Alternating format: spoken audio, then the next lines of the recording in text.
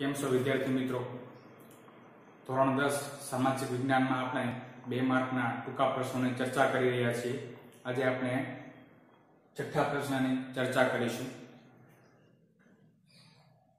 પ્રાચીન યુગથી ભારતની પ્રજા પ્રકૃતિ પ્રેમી રહી છે. કેવી રીતે?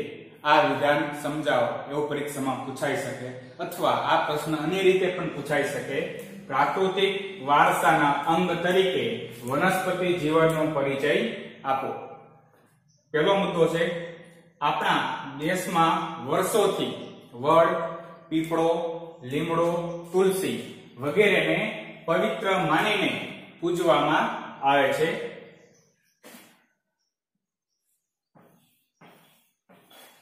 વગેરેને પવિત્ર માનીને પૂજવામાં આવે છે. બીજો મુદ્દો, ધન ધાન્યથી લહેરાતા ખેતરો, સમૃદ્ધ જંગલો અને ઔષધિ તરીકે ઉપયોગી વનસ્પતિએ આપણા જીવનને સમૃદ્ધ અને નિરામય એટલે કે નિરોગી બનાવ્યું છે. ધન ધાન્યથી લહેરાતા ખેતરો, જે અનાજના પાક છે એનાથી લહેરાતા ખેતરો, સમૃદ્ધ જંગલો, કેટલીક વનસ્પતિ ઔષધિ તરીકે પણ આપણને ઉપયોગમાં આવે છે. તો એવી ઔષધિઓ વગેરે વનસ્પતિઓએ આપણા જીવનને સુખી, સમૃદ્ધ અને નિરોગી બનાવ્યું છે. ત્રીજો મુદ્દો, અનાજ, કઠોળ, તેલીબિયાના પાક વગેરે પાક એ ઉપરાંત આમળા, હરડે, બહેડા, કુંવરપાઠું, તુલસી, અરડુસી, લીમડો વગેરે ઔષધીના છોડ એટલે કે અનાજ, કઠોળ, તેલીબિયાના પાક એ ઉપરાંત કેટલીક ઔષધીય વનસ્પતિઓ જેમ કે આમળા, બહેડા અને હરડે, મોટે ભાગે આ ત્રણેય ઔષધિઓ એક સાથે પ્રયોગ કરવામાં આવતો હોય છે. ત્રણેયનું એ ચૂર્ણ પણ ત્રિફળા ચૂર્ણ તરીકે ઓળખાતું હોય છે. એ બંને ત્રણેય એ ખૂબ જ મહત્વની ઔષધિ છે, જેનો ઉપયોગ અલગ અલગ રોગમાં કરવામાં આવતો હોય છે. આમળા, બહેડા અને હરડે એ ત્રણેય એક સાથે જે તે વિસ્તારમાં જોવા મળતા ઔષધિ વૃક્ષો છે. એ ઉપરાંત કુંવરપાઠું, જેને આપણે એલોવેરા તરીકે પણ ઓળખીએ છીએ, તો એ કુંવરપાઠું પણ ઔષધિ કહી શકાય, ઉત્તમ પ્રકારની ઔષધિ કહી શકાય. આજે એ આધુનિક મેડિકલ સાયન્સની અંદર પણ એ એલોવેરા એટલે કે કુંવરપાઠુંનો ઉપયોગ ભરપૂર કરવામાં આવે છે. એ ઉપરાંત તુલસી અને અરડુસી અને લીમડો વગેરે પણ અલગ અલગ ઔષધિ એટલે કે દવાઓ બનાવવા માટે એ કામમાં આવે છે. વગેરેના છોડ એ ઉપરાંત ગુલાબ, ચંપો, મોગરો, કમળ, ડમરો, સૂરજમુખી, જુઈ વગેરે પુષ્પો આ બધા માનવ જીવનને સુંદર, સમૃદ્ધ બનાવવામાં આપણને ઉપયોગી બન્યા છે.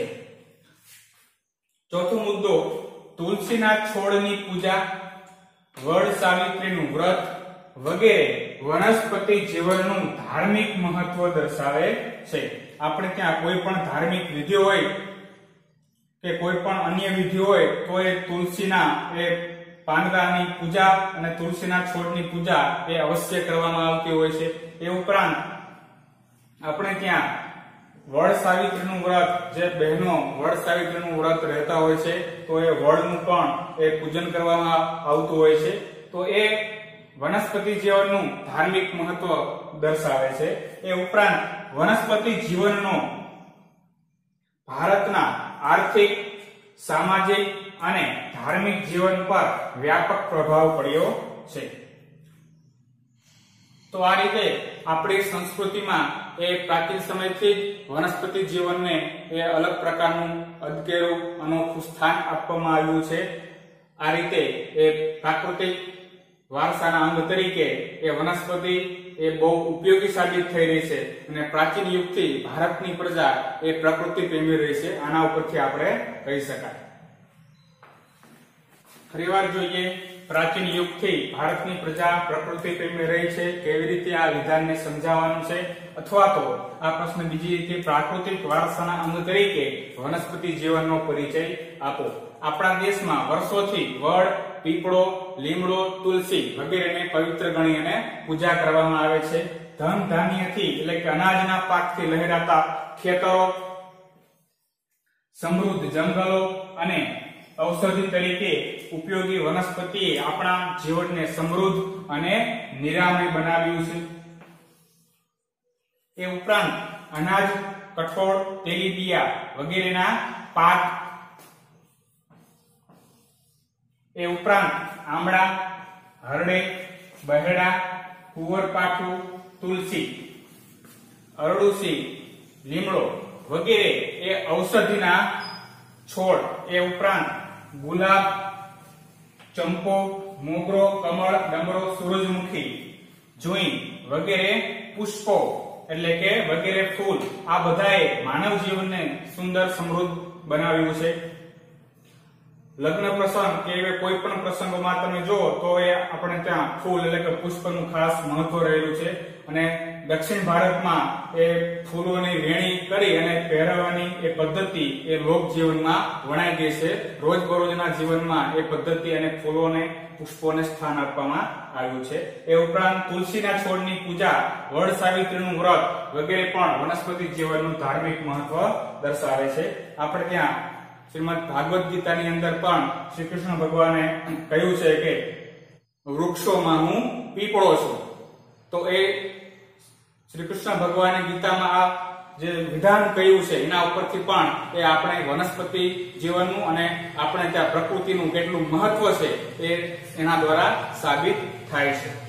વનસ્પતિના જીવનનો ભારતના આર્થિક, સામાજિક અને ધાર્મિક જીવન પર વ્યાપક પ્રભાવ જોવા મળે છે. આથી કહી શકાય કે પ્રાચીન યુગથી જ ભારતની પ્રજા પ્રકૃતિ પ્રેમી રહી છે.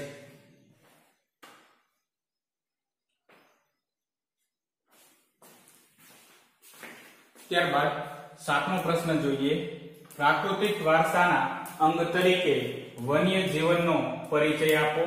અથવા આ પ્રશ્ન બીજી રીતે પણ પૂછાઈ શકે, સદીઓથી ભારતે વન્ય જીવનનું મહત્વ સ્વીકાર્યું છે, કેવી રીતે સમજાવો. પહેલો મુદ્દો છે હાથી, ચિત્તો, ગેંડો, વાઘ, વરુ, રીંછ, સિંહ, હરણ, શિયાળ, સસલા, સાપ, અજગર, ઘો, સાહુડી વગેરે વન્ય પ્રાણીઓએ ભારતની સંસ્કૃતિને વૈવિધ્યપૂર્ણ બનાવી છે. અહીં સામાન્ય રીતે પરિચિત પ્રાણીઓ જેવા કે હાથી, ચિત્તો, ગેંડો, વાઘ, રીંછ, વરુ, સસલા, સાપ, અજગર વગેરે એ જાણીતા, ખૂબ જ જાણીતા પ્રાણીઓ છે, જેના માથે ખાસ પ્રકારના એ કાંટા હોય છે, સાહુડી વગેરે વન્ય પ્રાણીઓએ ભારતની સંસ્કૃતિને વૈવિધ્યપૂર્ણ બનાવી છે. ત્યારબાદ વિશ્વમાં એશિયાઈ સિંહો એટલે કે એશિયાટિક લાયન, એશિયાઈ સિંહો માત્ર ગુજરાતના ગીરના જંગલોમાં જોવા મળે છે.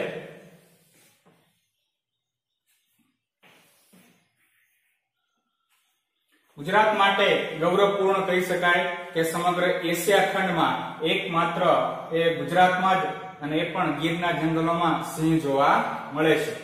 એક સમયે સમગ્ર એશિયા ખંડમાં સિંહ જોવા મળતા હતા, પરંતુ ધીમે ધીમે શિકારી પ્રવૃત્તિના કારણે સિંહોની સંખ્યા ઘટતી ગઈ અને આજે સમગ્ર એશિયા ખંડમાં માત્ર ગુજરાતના ગીરના જંગલોમાં સિંહ જોવા મળે છે.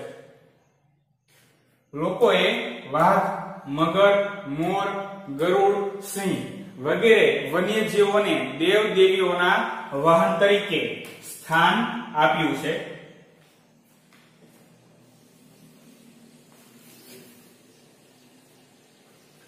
આપણી સંસ્કૃતિની અંદર અલગ અલગ પ્રકારના જે દેવ દેવી દેવતાઓ છે, તો એના વાહન તરીકે કેટલાક પ્રાણીઓને સ્થાન આપવામાં આવ્યું છે. આવું શા માટે? તો કે દેવ દેવીઓના વાહન તરીકે જે તે પ્રાણીને સ્થાન આપવાથી જે તે પ્રાણી છે એનો બચાવ થાય અને પ્રાણી એ નામશેષ થતા અટકે, લોકો એને શિકાર કરતા પણ અટકે. કદાચ એ હેતુ રહેલો છે કે જે તે પ્રાણીને દેવ દેવીના વાહન તરીકે આપણે કલ્પના કરી છે, જેથી એ પ્રાણીનું સંવર્ધન થઈ શકે, પ્રાણીનું રક્ષણ થઈ શકે અને શિકારી પ્રવૃત્તિ અટકે. ઉપરાંત લોકોએ વાઘ, મગર, મોર, ગરુડ, સિંહ વગેરે વન્યજીવોને દેવ દેવીઓના વાહન તરીકે સ્થાન આપ્યું છે. તમે જોવા જઈએ તો મગર ને આપણે એ ખોડિયાર માતાજીના વાહન તરીકે કલ્પના કરી છે, જ્યારે મોર એ કાર્તિકેય નું વાહન તરીકે આપણે એની કલ્પના કરી છે, ગરુડ વિષ્ણુ ભગવાનના વાહન તરીકે કલ્પના કરી છે.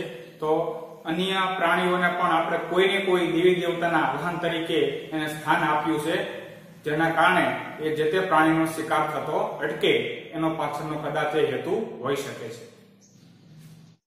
સરકારે પણ પ્રાણીઓની સુરક્ષા માટે કાયદા બનાવ્યા છે, તેમજ તેના જતન અને સંવર્ધન માટે અભયારણ્યો અને રાષ્ટ્રીય ઉદ્યાનો જાહેર કર્યા છે. કેટલાક જંગલ વિસ્તારોને સરકારે રાષ્ટ્રીય ઉદ્યાન અને અભયારણ્ય જાહેર કર્યા છે, જેથી જે તે પ્રાણી કે વન્ય પ્રાણીઓનું એ સંવર્ધન થઈ શકશે, સંરક્ષણ થઈ શકે, એ પ્રાણીનો બચાવ થઈ શકે, જે તે પ્રાણીઓ એ જંગલની અંદર મુક્ત રીતે વિચરણ કરી શકે, મુક્ત રીતે હરીફરી શકે, એ માટે સરકારે કેટલાક વિસ્તારો એ અનામત રાખ્યા છે, રિઝર્વ રાખ્યા છે, જેની અંદર વન્ય પ્રાણીઓને સુરક્ષા એ આપવામાં આવે છે. ઉદ્યાનો અને અભયારણ્યો બનાવ્યા છે. એ ઉપરાંત ભારતના બંધારણે આપણી રાષ્ટ્ર મુદ્રામાં 4 સિંહ, ઘોડો, હાથી અને બળદની આકૃતિને સ્થાન આપીને વન્ય જીવોનું ગૌરવ વધાર્યું છે. તો ભારતના બંધારણે પણ એની રાષ્ટ્ર મુદ્રામાં એ 4 સિંહની આકૃતિને સ્થાન આપવામાં આવેલું છે, જે સારનાથમાંથી આપણને પ્રતિમા મળેલી છે. તો એ 4 સિંહનું સ્થાન રાષ્ટ્ર મુદ્રામાં આપવામાં આવ્યું છે. 4 સિંહ એ રાષ્ટ્રની તાકાત અને શૌર્યનું પ્રતીક છે, રાષ્ટ્રની તાકાતનું પ્રતીક છે 4 સિંહની આકૃતિ. એ ઉપરાંત ઘોડો, તમે રાષ્ટ્ર મુદ્રામાં 1 રૂપિયાના સિક્કામાં જોશો તો નીચે રાષ્ટ્ર મુદ્રા હોય છે, તો એની અંદર તમે જોશો કે ઘોડાનું ચિત્ર પણ હોય છે, પરંતુ એ ઘોડો એ ગતિશીલ હોય છે, દોડતા ઘોડાનું એ ચિત્ર એ રાષ્ટ્ર મુદ્રામાં જોઈ શકાય છે.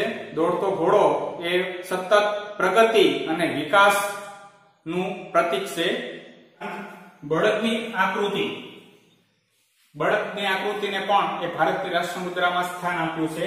બળદ એ સતત મહેનત અને પરિશ્રમનું પ્રતીક હોવાથી આપણે એને રાષ્ટ્ર મુદ્રામાં સ્થાન આપ્યું છે. તો આ રીતે ભારતના બંધારણે પણ એ સિંહ, ઘોડો, બળદ વગેરે પ્રાણીઓને એ આકૃતિમાં સ્થાન આપીને વન્ય જીવોનું ગૌરવ વધાર્યું છે, વન્ય જીવોને એ સંરક્ષણ એ બક્ષ્યું છે.